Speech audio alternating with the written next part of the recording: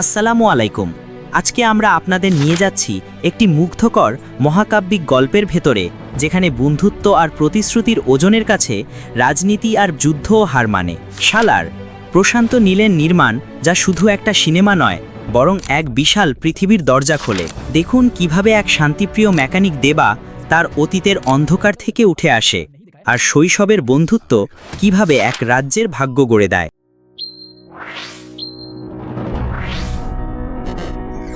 এক, গল্পের সংক্ষিপ্তসার।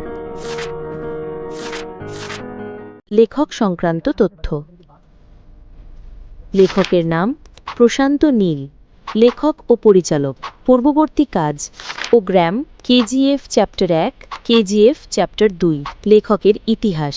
প্রশান্ত নীল ভারতীয় সিনেমায় নিজস্ব এক অনন্য জায়গা তৈরি করেছেন। তার সিনেমার শৈলী বিশ্ববিস্তৃতির, মহাকাব্যিক থিম, নিষ্প্রভ ও হ্রাসপ্রাপ্ত রঙের ব্যবহার এবং নন লিনিয়ার গল্প বলার পদ্ধতিতে দৃষ্টি আকর্ষণ করে, যেখানে নায়করা মিথোলজিক্যাল চরিত্রের মতো উপস্থাপিত। মহাকাব্যিক বর্ণনা এবং প্রবল বাস্তবধর্মী অ্যাকশনের মাধ্যমে তিনি নিজস্ব, স্বতন্ত্র এবং উচ্চ দাবির বিশ্ব গড়েছেন। তার প্রথম চলচ্চিত্র উগ্রাম ও সালার উভয়েই এমন একজন শক্তিশালী মানুষের গল্প, যিনি নিজের হিংস্র অতীত থেকে পালানোর চেষ্টা করেন এক প্রতিশ্রুতির কারণে। গল্পের সারাংশ। অনুপ্রেরণা। সালার সরাসরি রিমেক নয়, বরং প্রশান্ত নীলের 2014 সালের উগ্রামের একটি আত্মিক উত্তরসূরি এবং বৃহৎ পরিসরের পুনর্গঠন। তিনি দুটি শৈশব বন্ধু এবং হিংসায় আবদ্ধ প্রতিশ্রুতির মূল ধারণাকে বিস্তৃত 2 পর্বের মহাকাব্যিক গল্পে রূপ দিয়েছেন, যার নিজস্ব ইতিহাস ও রাজনৈতিক পটভূমি আছে। গল্পের প্রধান বিষয় সম্পূর্ণ আনুগত্য, প্রতিশ্রুতির ভার এবং ভাগ্যের অবশ্যম্ভাবিতা। কিভাবে শৈশবে গড়া বন্ধুত্ব একটি পুরো রাজ্যের ভাগ্য পরিবর্তন করে, সেটাই গল্পের মূল।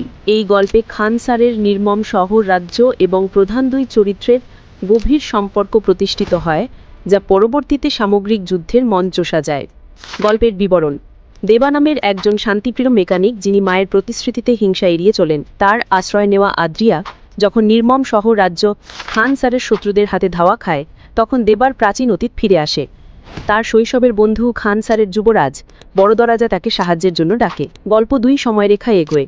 বর্তমান, যেখানে দেবা তার রোষ প্রকাশ করে বড়দরার ক্ষমতা রক্ষায় লড়াই করে, আর অতীত, যেখানে তাদের বন্ধুত্বের গভীরতা দেখা যায়। শেষ মোড়েতে প্রকাশ পায় দেবা ও বড়দরা শুধু বন্ধু নন, তারা প্রতিদ্বন্দ্বী ক্ল্যানের সদস্য। সৌরাঙ্গ, যেখানে দেবা, এবং ঘনিয়া, যেখানে বড়দরা। দেবার বড়দরাকে রাজা করার চেষ্টা বহু প্রজন্ম ধরে থাকা বিরতির চুক্তি ভঙ্গ করে তাদের শত্রুতে পরিণত করে। ক্ষমতার ব্যবস্থা। ক্ষমতার নাম খানসারের উপজাতীয় জমিদারবাদ। ক্ষমতার গল্প। খানসার ভারতীয় আইনের বাইরে একটি শহর রাজ্য, যেখানে 3টি শাসনকারী উপজাতির কঠোর ও নির্মম শাসন ব্যবস্থা চলছে: সৌরাঙ্গ, ঘনিয়া ও মান্না। ক্ষমতা অক্ষুণ্ণ রাখতে হচ্ছে অঞ্চল নিয়ন্ত্রণ, সামরিক শক্তি এবং ঐতিহ্যবাহী সিল দিয়ে, যা শাসনের বৈধতা দেয়।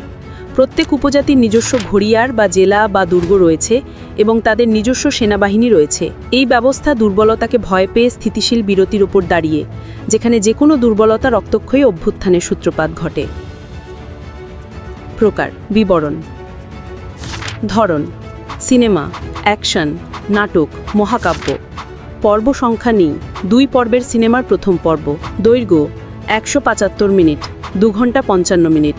স্ক্রিন অনুপাত 2.39/1।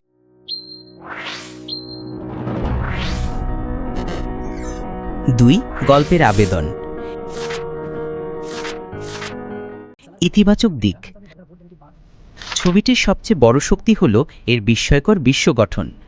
খানসার যেন নিজস্ব আইন, ইতিহাস ও সংস্কৃতি সহ একটি পূর্ণাঙ্গ বিচ্ছিন্ন দুনিয়া। অ্যাকশনের কোরিওগ্রাফি সজীব, নির্মম এবং চমৎকারভাবে ধারণ করা। আবেগগত মূল, দেবা ও বড়দারার মধ্যকার শক্তিশালী বন্ধুত্ব এবং অবিচল আনুগত্য গল্পের বিশৃঙ্খলার মাঝে এটি দৃঢ় ভিত্তি তৈরি করে। পৃথ্বীনাথ সুকুমারনের অভিনয়, বিশেষত বীরত্বপূর্ণ যুবরাজ হিসাবে, ছবির অন্যতম বড় আকর্ষণ।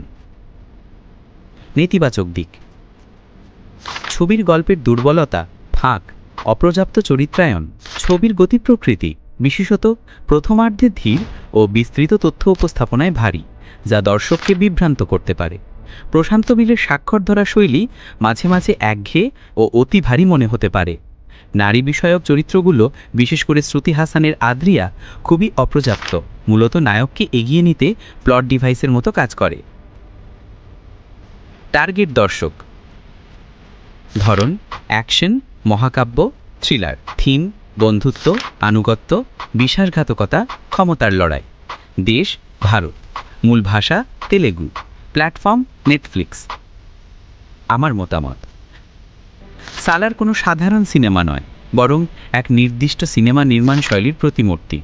নির্জন মহত্ব আর পৌরাণিক হিংসত্তার এক সিম্ফনি। এটি টেস্টোস্টেরন, ধাতু ও রক্তের এক অপূর্ব সঙ্গীত, যেটি প্রযুক্তিগতভাবে অসাধারণ। চরিত্রের গভীরতা ও গল্প বলার প্রাঞ্জলতায় কিছুটা দুর্বল হলেও এটি তার মূল উদ্দেশ্যে সফল। এক অবিশ্বাস্য বৃহৎ মান পর্যায়ের নাটকীয়তা নির্মাণ। এটি এক বিশুদ্ধ, অভূতপূর্ব ভোজবিলাস এবং বৃহৎ মহাকাব্যের প্রথম অধ্যায় হিসাবে অত্যন্ত কার্যকরী ভিত্তি।